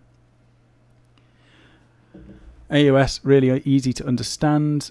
Zach Daniels, yeah, Warhammer Fantasy Battle was quite clunky by the end, still enjoyable but could be very slow. I definitely agree. And Age of Sigmar, that's why my love for Age of Sigmar is now so high, because of how I've got that amazing world, I've got some awesome models, and I've got a rule system where I can play the game fairly quickly without having to read and read and read. What's under that base? Nothing. These are bases. I agree with Sam. I was really glad to see them basically sweep away Warhammer Fantasy as it was. And sometimes I miss it. I have the nostalgia for pushing around bricks of 50 guys. Yep. You know, but I saw the other side of that, which was that the collections had grown so big that they started including rules for these giant formations of 50 or 100 models. And it just, like, I would have people make inquiries for commissions, and it would just be so many. Like, you'd have to have at least 100 to 200 core troops just to play the game properly under that edition. Mm-hmm. And so it just got crushed under its own weight. Yeah, I mean, in terms of the scale, the look of the battles in 8th edition fantasy, they looked incredible. I loved, as annoying as it was from time to time, I loved ranking up models and having a huge battle line. But when you ended up playing the game, that's all that ever really happened. It was a battle line that moved forward. You'd have some stuff flanking, but you'd spend far too long just painting these legions and far less time playing the game, because it was just quite a chore by the end of it. Whereas now you can do a lot more, a lot faster, and I find it's more fun. Agreed. Okay, so Phil said he has confirmation of next Thursday's guest. Do I want to tell people? Okay, so next Thursday's guest will be Gav Thorpe. Pretty sure it's Gav Thorpe. 100% is Gav Thorpe. So Gav Thorpe will be joining us next Thursday. I imagine it will be 9 o'clock BST, which is what we're doing most of these live shows starting at. So I'll put up some posts and some links to remind people. If you're subscribed to this channel, by the way, there's a little bell notification icon next to the subscribe button. Just press that, because we're getting a lot of messages and emails from people saying they're not getting notified. And the best way to get notified is to press that bell. And as soon as something is going live or a new video comes out, it will notify you. So that generally we don't do more than one video a day if we can help it, and normally it's split between the YouTube part of our channel and the website, which has all of the premium content as well. So we try and do at least one video a day, and if there's any more, it'll generally be because there's more premium content on the website. But click that bell and you'll get the notification. But if you read books, if you're interested in the background or the fluff or Gav Thorpe in general, definitely tune in for that next Thursday, because it's going to be an awesome interview. I think Phil will interview Gav, because Phil's not done an interview before and I'm not wholly great at them, and Phil has a beard, so it's going to be a success just from Phil doing it. So we'll have a chat with him, and as long as he's well, we'll get him on for that. So that's going to be awesome. Adam Biggs, I definitely plan to get down to one of those painting masterclasses. Hopefully I'll have some time later in the year. Yeah, and if anybody is down on one of those, the weekends, the same one that we pick, we'll definitely be able to say hello and have a chat as well. That's going to be pretty awesome to meet up with people. Ryan Benfield, I was starting a Free People's Army for AOS, but then 8th edition got announced. Yes. This is the problem sometimes. There's too much awesome and too little time. And excessive magnetization. Gav Thorpe is awesome. You can tell him I said so. Okay, Phil, write that down. Excessive magnetization says that he is awesome. Coyote, nice score. Bagging Gav Thorpe as a guest. Yeah, it's going to be really exciting. And Frost and Fists. Yeah, wow, I love the 13th Wolf. And I think he's just been nominated for one of his most recent fantasy books for the Age of Sigmar series as well. So that we can definitely chat to him about that. Actually, you know what? If you've got any questions for Gav Thorpe, go to the website in the Ask WGO part of the community page and put a question in there. Send it to Phil and he will write them all down for Gav Thorpe to have some questions. Ashley Perkins, when you said Gav Thorpe, I thought and hoped you meant Gav Free. Hey? I am confused. All right, let's get on to... and Phil's put the link to the Ask WGO page, so you can just click that and it'll go through. Okay, let's go on to vehicles, because Shawn's excited. Shawn likes his vehicles. I know... you just can't contain that sort of excitement, can you? Oh, I'm containing it. I'm containing it, Sam. I'm very proud. I just want to point out to everybody how good I've been during this chat. You've been fantastic. I know you were... yeah, I've been kind of sitting here saying nothing for extended periods of time. Last time you were on... That's unusual. You were saying afterwards... I'm starting to believe now. He's doing it again. It's very difficult to talk, and you were really concerned that you were talking too much, which I never find as an issue. So I was saying just be yourself as normal, but you've done really well to try and let us say something. So I'm impressed. Yeah. Let's go on to vehicles then. So what they have done is armor values have disappeared. Toughness, wounds, and an armor save is now replacing armor values, and they also have attacks and strength so that they can fight in combat just like everything else. They in terms of things like walkers and dreadnoughts and stuff like that had basically a vehicle with weapons, they're going to have their own custom weapons and abilities which will reflect that.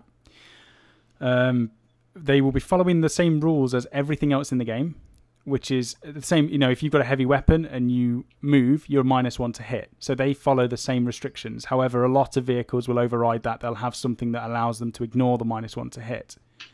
And on top of that, they're going to move the same, they're going to shoot the same, and they're going to charge the same. And they're going to be a lot more durable. So thoughts on all of that? We'll start with Shawn. Let's let him loose, as Obsiarosis says. This is enormous. There's so much left unsaid. Like, you know, what about skimmers? And being engaged in combat. Of course, now you can retire from combat. But that means that if a land raider... And of course, this is all speculation. But if a land raider charges a unit of infantry, that the infantry, in order to get away from the land raider, has to effectively... do a withdrawal and forfeit some of their actions the following turn, which to my mind could be very cinematic. But the example they gave of the Annihilation Barge was, which I think is the really long Necron gunship, right? And so it's like, well, how are you going to handle turning? You know, they'll probably handle it like Age of Sigmar, where no part of the model can go farther than a certain distance. Yes. But you're going to end up with a lot of really extremely interesting tactics coming off of this, of creating walls, or, you know, the old Tau Fish of Fury thing where the Tau would shoot underneath the vehicles. And I think with this new rule set, even though it seems like, oh, well, we've just made it simpler and things can just that they just act like all the other objects in the game. That's going to change how this game plays a lot. Yeah. And another thing is, yes, I'm going off. The other thing is the durability of vehicles. Since they're by wounds now, you can't. There's no chance, no matter how slim, that you're going to kill something with a las cannon in one shot. Because if I'm reading it right, that las cannon only can only do 6 wounds maximum. Mm-hmm. And vehicles, we're seeing them have 8 wounds or more. So if you look at the bell curve of dice rolling, is that, you know, that curve, the more dice you roll, the more the bell curve of probabilities goes towards the center. So even in 2d6, it's, you know, to get that 8 or higher, you're down to a pretty relatively low percentage, assuming that you don't run into any of the other factors of wounding, because now those high strength weapons need 3-ups to wound, whereas before they used to need 2-ups a lot of the time. Mm-hmm. Not always. A big chunk of the charts that's converted from 2+ to 3+, and that really hits the heavy weapons, I think. And the Annihilation Barge being at 4-up armor, that's very interesting. That's obviously how they're going to handle open-topped things and whatnot. And, you know, and the last thing is, I keep seeing, you know, some people groaning about how small arms fire can take out these giant vehicles. And you don't understand. Once you're having to throw 400 dice at something, the bell curve of probabilities making average result in the middle is going to be so high that you're really you'd have to play like 1,000 games before las guns are going to destroy a Land Raider. It's just, and I think once the rubber hits the road and people actually start playing the game, you're gonna find actual tactics emerging where the right weapon is being brought for the right job. And lists are going to have to reflect this as well. Lists aren't going to be the same powerful unit over and over again. It's going to be a mix of armies, a mix of units. We're going to see stuff on the battlefield that we haven't seen in a long time. Models that are incredible that people don't use purely because there's a better choice out there. And now it's going to be used. So I think that's a good thing. One other change as well, there's a couple of changes. One, you can charge into combat with the vehicle, the same as any other unit. So I don't know who it was earlier, but they were saying that you can send your tank in and that can draw the overwatch fire or the reaction fire straight away. And then after that, you can pile in your units around and try and take up as many units into combat as possible, which is, one, it's going to look awesome, and two, it's quite a tactical thing, is just driving into units with tanks. And the anti-grav vehicles that Eldar have got, just flying over a unit or into a unit and burning everything. It's going to be very cinematic to actually play. Well, that's going to be the thing, is like tanks can charge in, and then let's say, for instance, the unit they've charged, they don't take out in that turn that they've been charged. The next turn they want, I want to get out of this combat. So they fall back, they can't do anything, but then there's a unit that's inside that tank that then's free to get out and charge that unit. Didn't think about that. Yeah, whether you can stay in that transport while your vehicle is fighting, and if that retreats, whether that affects you not being able to do something. I really didn't think about that. But even going more into that is, let's say that for an example happens, a unit then gets out and charges that. Because you can have multiple units in that tank, you could still have a character in another unit in that tank that then drives off to go and do something else, like take an objective. Mm-hmm. It's freeing up so many options now for things. Yeah, Turrican saying, wouldn't disembarking be part of the movement phase? And it probably would, but the point is, you would drive in on one turn and fight with the vehicle. On the next turn, you get out and charge with the unit inside. I think this could be the addition of battering rams. You know, you see these giant vehicles driving in with the units inside it and taking the brunt of fire initially, and then the inside, all of the units inside just jumping out and killing stuff. Yeah. It's going to be great. Auric Lovegod, Sam is still talking. Doesn't he know he's gone over 60 minutes? I do, but you can see how much I've done in over 60 minutes, and that's not very much at all. We will be rounding this up soon. We're just talking about vehicles. We might do a couple of topics and then we'll call it. It'll probably be a 2-hour show. But we've got Pink, we've got Mike, and we've got Shawn. So it's going to be a very nice hobby hangout for the end of the week, leading on to a very exciting weekend. And everybody in the chat as well. It's been really nice to have so many people throughout the chat joining in, giving thumbs up on the video, giving us some awesome questions, giving us your feedback and your thoughts on the future edition and topics. And that's why we do these live chats rather than recording them and putting them out. And that's why we do it. Right, so with tanks charging and no tank shock, using a tank to break through a line to what's behind is gone. Breaking through a line to what's behind. I think that charge is effectively the tank shock. And maybe you're going to have some units, some vehicles which could charge through stuff. I know, was it knights you were talking about earlier, Mike? Yeah, there was. I'm trying to. I can't remember, I might get this wrong, but from what I can understand, where they were saying that like infantry units bogging down the night and stuff is knights. Well, they said it with knights, and I imagine wraith knights or anything on that scale will be the same. Is that they can just walk straight over them units. So maybe you've got. I mean, it's not the same as tank shocking, but you know what? A lot of times, tank shocking was awkward. Vehicles were awkward at the best of times, and you always had games where people would drive their Land Raider into a wall to block the front facing, so they got an additional they got additional support from the side armor. It was things like that you ended up breaking the game, and it looked stupid driving into a wall so that they couldn't see your front armor, but because your front arc was the closest one, you got an extra save to your side armor. Was just a stupid ruling. And now they've changed the profiles and removed the armor values and just made it simpler. I think we're going to have faster games, we're going to have more fun games, and they're going to be more cinematic as well, which is definitely a bonus. There's no negative with that, I don't think. That's for sure. So that's my thoughts. We'll see. I mean, knights, just having a knight walking over a unit and kicking a character in the teeth is going to be awesome in itself. You've got they brought out another on that page as well. There was I'm trying to remember what they're called, of how to build the army. What's it called? Yeah, Force organisation chat. There was a force organisation chat for that, which meant you could take 3 to 5 Lords of War. You would only gain 3 command points from it, I think it was. But that is another one of those ways to build an army. Yeah.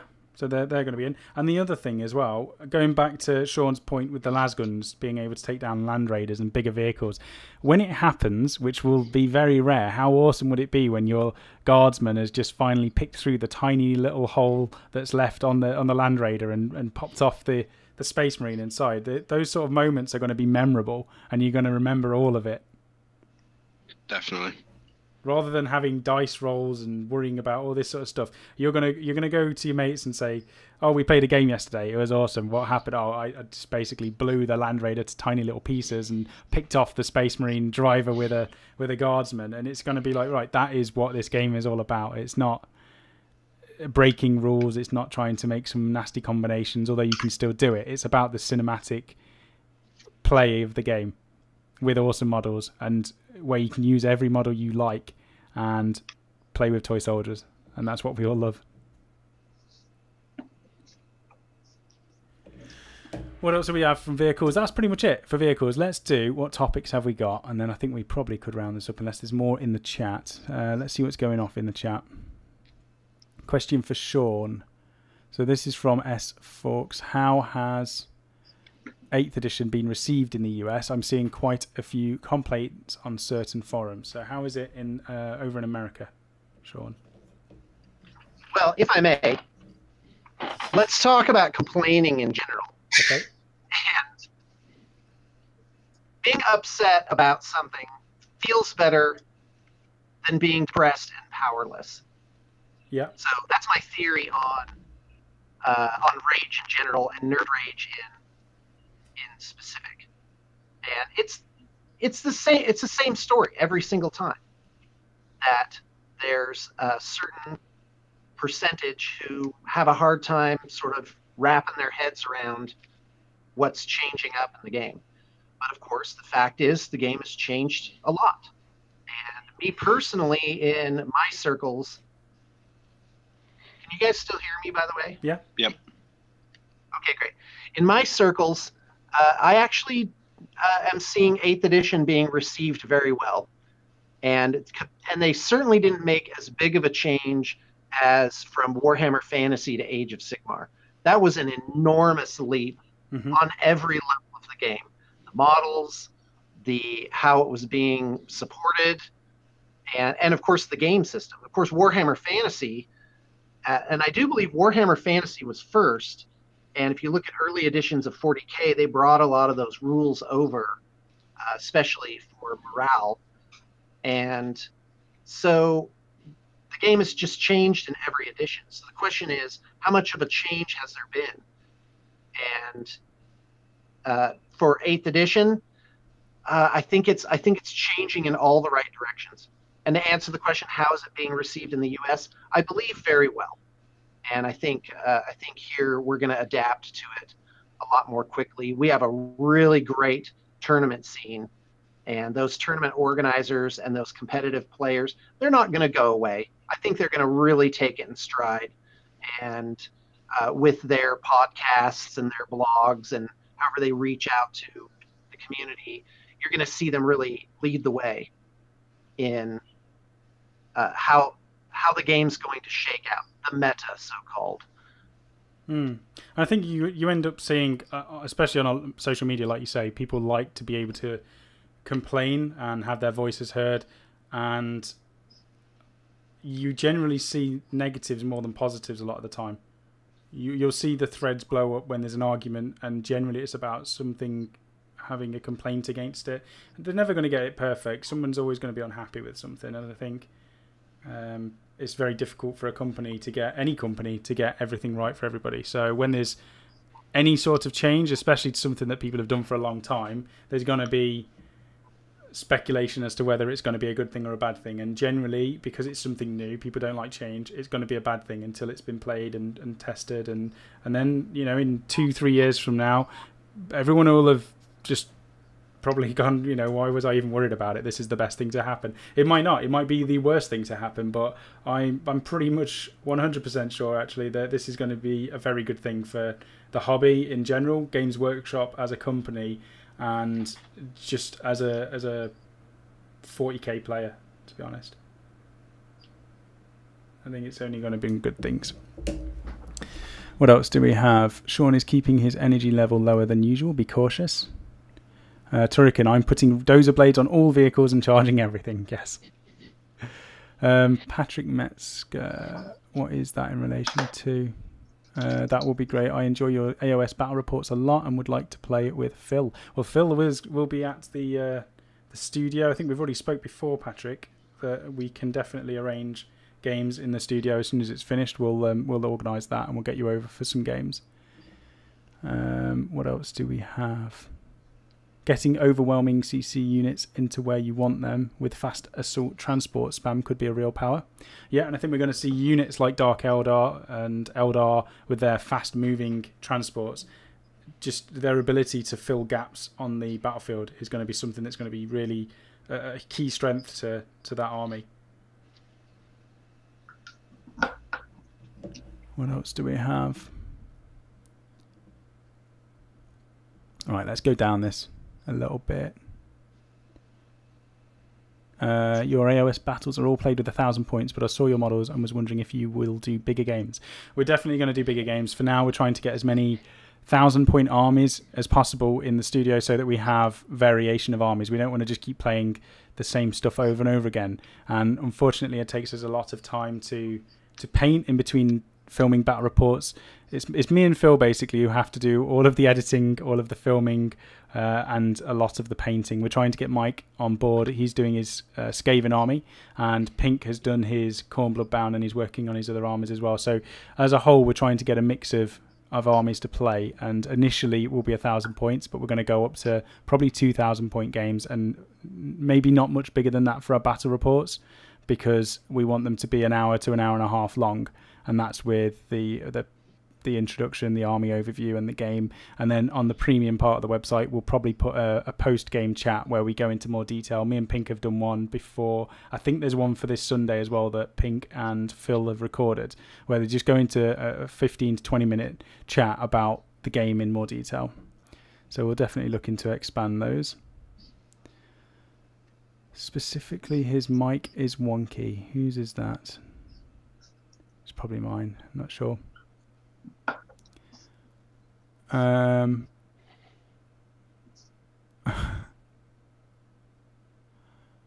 what else have we got? About the complaints, you should be even-handed when things are being implemented in an averagely competent way. Yeah. But GDB are not being average here.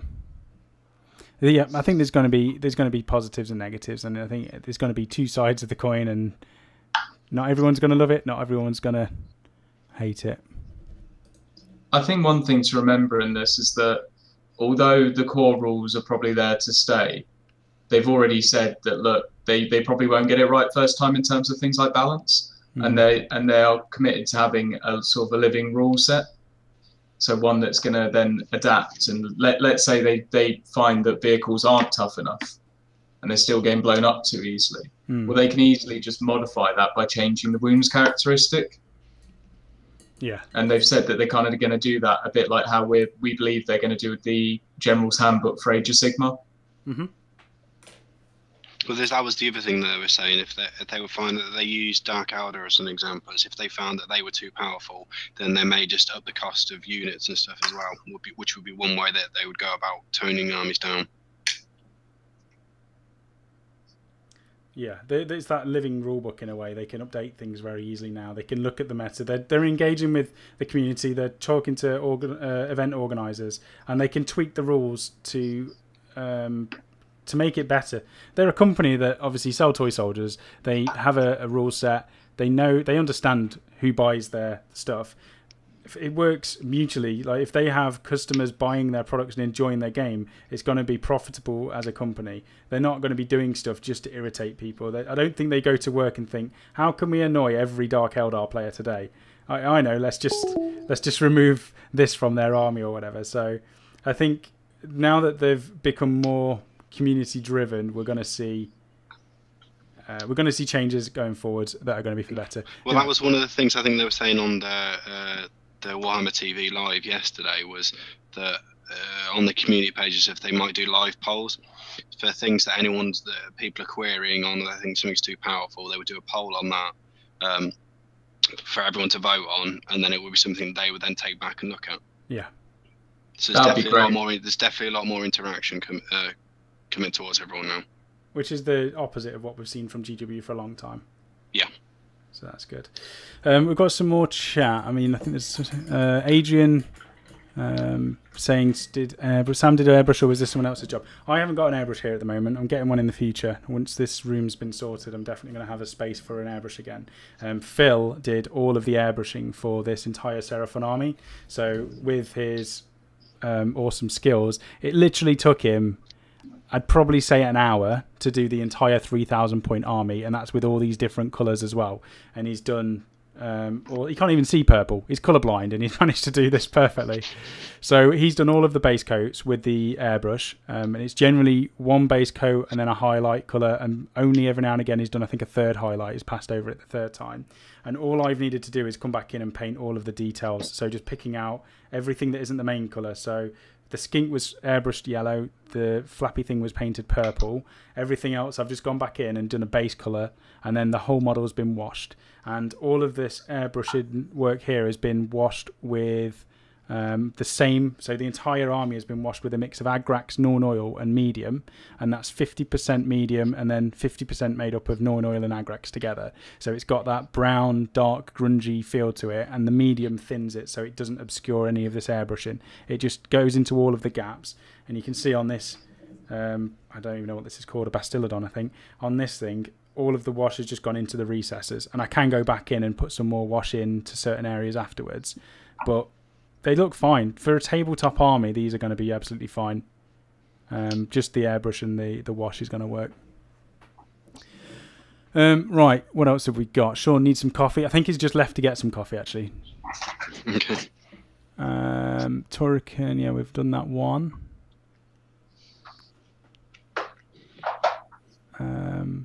What else do we have? Stephen Legger, I seldom like change. 8th edition is one of the few times I have been excited by upcoming change. Yep, I definitely don't like change either. I'm on your side on that. But just I think having an open mind is the main thing about this. Not being negative about stuff because it's change, which is what I would normally do. I'd normally be like, I don't like it, it's different. But just thinking about how it could be a positive rather than being negative about stuff. So is it gloss and wash after Shawn? Not sure what that is.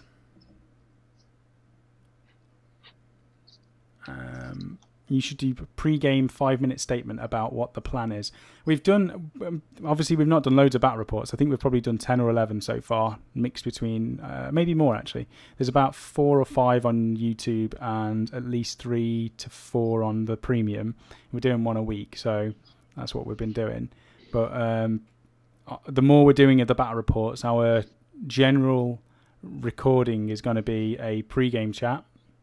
If we can do that for all of the premium stuff, will generally have more to it. So the premium chat will be longer. We're going to go into more detail on the post-game chat, and then the core part of the game will be the same.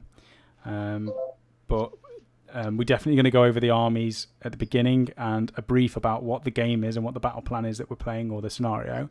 And mainly for the premium, which are going to be the longer ones, we'll go into more detail about what our plans are. But obviously you don't want to give everything away. When we record this stuff, I'm going to be stood next to Mike or Pink.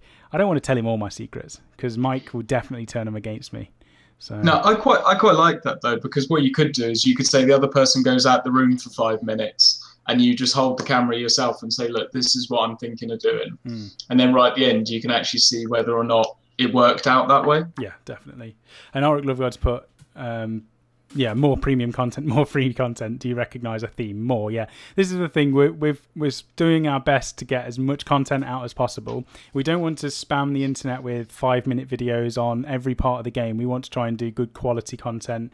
We want to mix it between YouTube and the website, and we definitely want to put premium content out because that is what helps us keep doing what we're doing. So the support from all of our premium members is one of our main focuses. So we want to make sure that we're rewarding everybody who pays for that premium membership. It's £3, but that is our staple. That is how we keep doing what we're doing. So we want to make sure we've got good quality content going out and it's regular as well. So we're not committing too much to saying we're going to do 3, 4, 5 premium videos, but we are definitely going to get to the point where we can have staple scheduled releases on a daily basis. And once we get into that sort of time slot on a weekly basis, we can definitely we can put some of those in place, and we can do some of the other games as well. It's not always going to be GW. That's going to be our focus because that's our main hobby, but we're going to look at doing more as well. What else do we have? This sounds like it's going to be the best tested new release of the edition. Is that fair? That's definitely what GW have said themselves, and I think they were saying it's been 18 months in production. So, I mean, 18 months doesn't sound like it's ages, but when you look at the size of GW as a gaming company and their resources in terms of testing, 18 months is a fairly long time to dedicate to sorting out a new edition of rules. And with the playtesting that's gone alongside all the other groups, it's definitely been tested, I would say. Paul Maley, I'm making a Savage Orc Boys Army, currently working on Chaos Space Marine chapters, Raptors, not chapters, Black Legion, but soon after I will have my AOS army on the bench. Yes, I think we are definitely nailing our AOS content at the minute in terms of battle reports because we've got a big tidal wave of 40k 8th edition on the way. Turrican, the only thing for me is that the narratives they wrote are a little bit GCSE standard, but I'm delighted with everything else so far. Other opinions are available, however. This is one thing I've always wondered about narrative and novels and things like that, because the Black Library and the authors they have involved for a lot of that side of the business are incredible. There's some absolutely amazing books which make me buy armies based on reading a story. And sometimes you look at the background in the books and it doesn't reflect... in like the codexes and army books, and it doesn't reflect the Black Library equivalent. And I sometimes wonder if you just had a bunch of authors just writing all of the fluff. I'd imagine it would take a lot of time and a lot of interaction. But that's another thing that I've been looking at.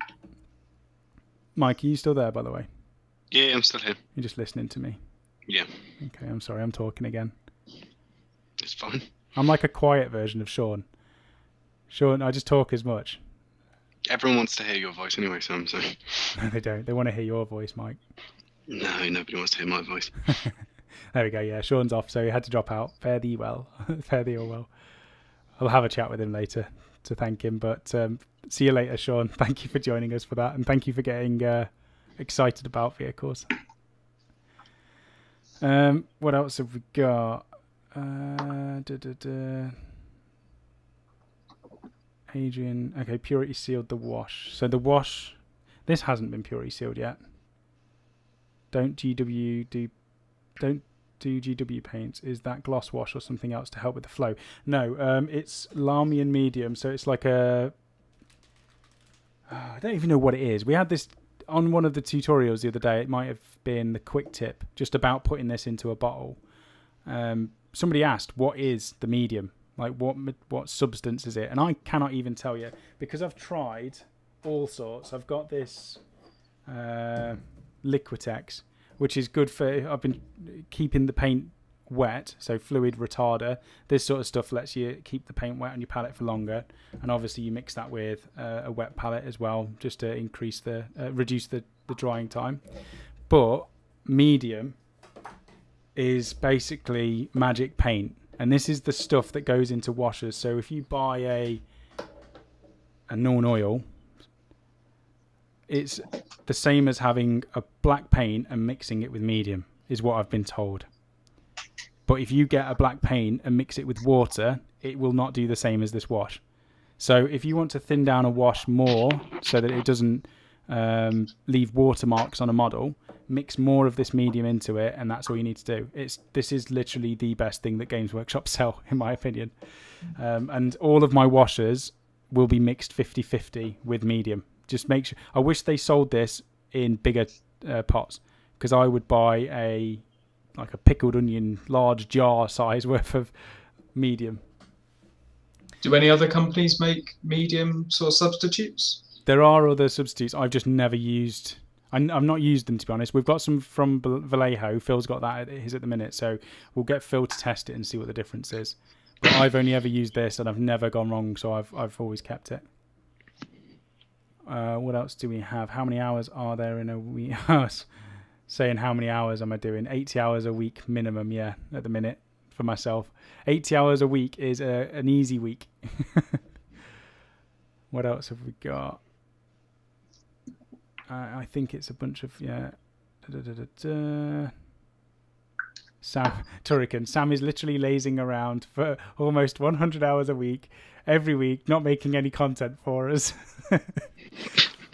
I wish, Turrican. You know what? If I had any time, I would be on my Xbox, I think, just to have a little bit of a break. You know, kill some of the nerds like myself online on a game.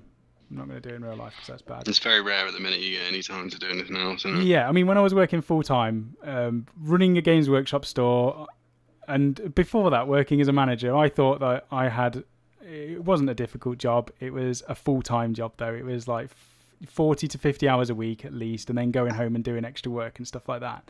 Even when I was working full-time, I had time to spend with Rachel, make tea, do a bit of cleaning, play on the Xbox, watch a bit of TV, and then go to bed. My daily routine is, can I squeeze in half an hour to watch TV? And that will potentially be time for me to chat to Rachel at the same time. So she's really forgiving, but it is a lot of time going into making content. And yeah, you're definitely not getting much sleep at the minute, are you? 6:30 last night I got to sleep, and it's although you know what, that is because I played Dice Masters with Dave for a couple of hours, so that's why it was 6 o'clock. But you know, I'm getting used to this life. It's the hard life, Sam. It's the hard life. And I appreciate, this is why I keep banging on about premium subscribers on the website, because I appreciate every single one of you that's paying on there, because it keeps me up till 6 in the morning. All right, let's just forget talking about my life. Let's carry on. Water splits GW washers, medium thins it. Yes, perfect, Hairy Painter. That's a better explanation than I could do. These new Marines and some Chaos, probably a decent small game from the models that come with that for a starter. Yep. Zach Daniels, yeah, but there's time what? There's the time Nuffles with you and you kill their favourite player. I don't get that. Are we talking about... I don't know what we're talking about. Auric Lovegod, 89% distilled water and 11% retardant. Okay. Sergeant Shamrock, we will see the bigger Marines in the Chaos faction. That'd be pretty sweet. Yeah, they've said... somebody was... I think that was in the FAQ. Space Marines are getting these really cool Marines. Are Chaos getting anything? And they said, yeah, they're going to get Nurgle. And Phil is playing his tiny violin again. That's all right, Phil. You're going to take over and do all of the battle reports and editing soon, so I won't need that. I'll take the violin and play it for you.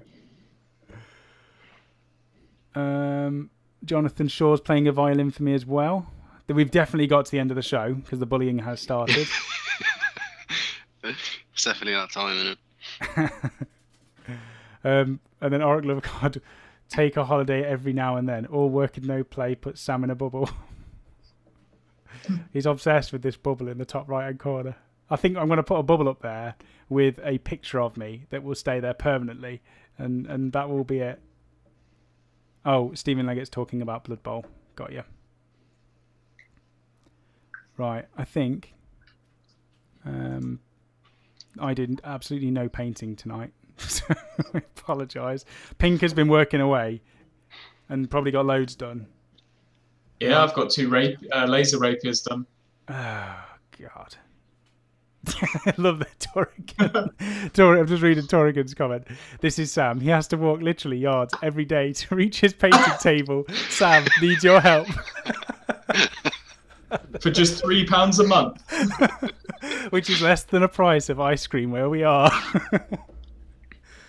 Oh, that's incredible. On that note, we're probably gonna call it. So there's a bunch of you that have joined us from the beginning. There's a bunch of you that have joined us halfway through, and there's a load of you that have joined us at the end. We appreciate every single one of you for joining and commenting and liking the video.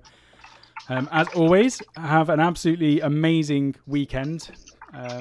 Plenty of painting, plenty of gaming, or whatever it is that you're up to this weekend. We're going to move into the studio and we're going to get some more videos up and show you how awesome it's going to be.